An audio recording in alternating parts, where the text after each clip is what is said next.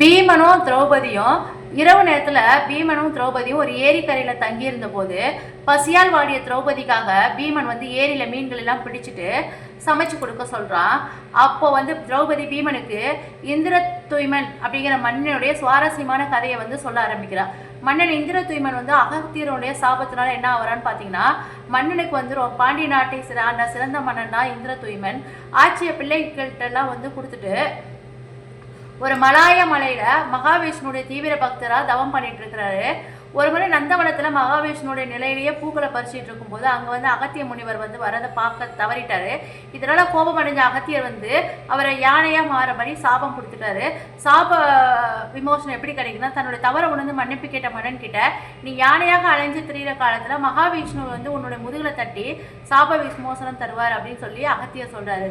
அப்போ வந்து திரிகுடமலையில் உள்ள ஏரியில தேவலா முனிவருடைய சாபத்தெல்லாம் முதலையாக மாறிய வந்து கந்தர்வன் அப்படிங்கிற ஒருத்தன் வாழ்ந்து வந்தான்.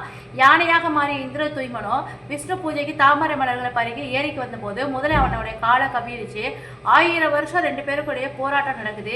இறுதியில யானை மகாவிஷ்ணு நோக்கி அடைக்கலம் கேட்க விஷ்ணு நேரில் வந்து சுதர்சன சக்கரத்தினால முதலையை கொண்டுட்டு யானையினுடைய முதுகில தட்டி சாப விமோசனம் கொடுக்கிறாரு. சொர்க்க வாழ்க்கை விஷ்ணுவனுடைய அருளால இந்திர துய்மன் தான் செஞ்ச புண்ணியங்களாலேயே சொர்க்கலோகத்தை அடைகிறான்.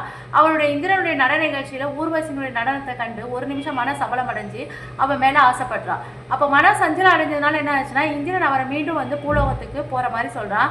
இளைஞன் தோட்டத்தோட பூலோகத்துக்கு வந்தாலும் முதிர்ந்த மனநிலை காரணமாக அவனுக்கு அமைதி கிடைக்கல. மறுபடியும் சொர்க்கம் போகணும் அப்படின்னு சொல்லிட்டு இமயமலைக்கு போறான். சொர்க்கத்திலேருந்து வந்த தேவதூதன் வந்து பூலோகத்தில் உன்னுடைய தான தர்மங்களை புகழ யாராவது ஒருவர் வந்து நினைவில் வச்சிருந்தாங்க மட்டும்தான் நீ சொர்க்கத்துக்கு வர முடியும் அப்படின்னு சொல்றாரு. இந்திர துய்மன் தன்னுடைய புகழை அறிஞ்சவங்க கிட்ட எல்லாம் தேடி போறான். மார்கண்டியர் தனக்கு வந்து நினைவில்லை அப்படின்னு சொல்லிட்டாரு. பிரவீர கர்ணன் நீண்ட ஆயுளுடைய இந்த ஆந்தையும் அவருக்கு தெரியல. நாடி ஜங்கம் கொக்கு அப்படிங்கிற ஒரு தடாகத்தில் இருந்த கொக்கு கிட்ட போய் கேட்டால் அதுக்கும் தெரியல.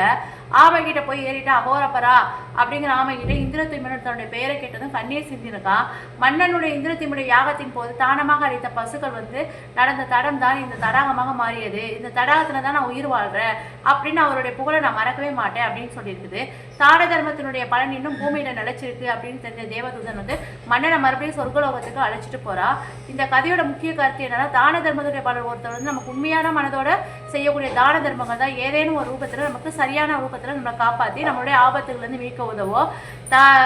கவனக்குறைவாகவும் மனக்கட்டுப்பாடோ கவனக்குறைவு நிலையை அடைஞ்ச பிறகு ஒரு நிமிஷம் நம்மளுடைய மனசு சவலப்பட்டா கூட நம்மளுடைய வாழ்க்கையில நம்ம மிகப்பெரிய வீழ்ச்சியை சந்திச்சிருவோம் அப்படிங்கிறதா இந்த கதையோட நீதி.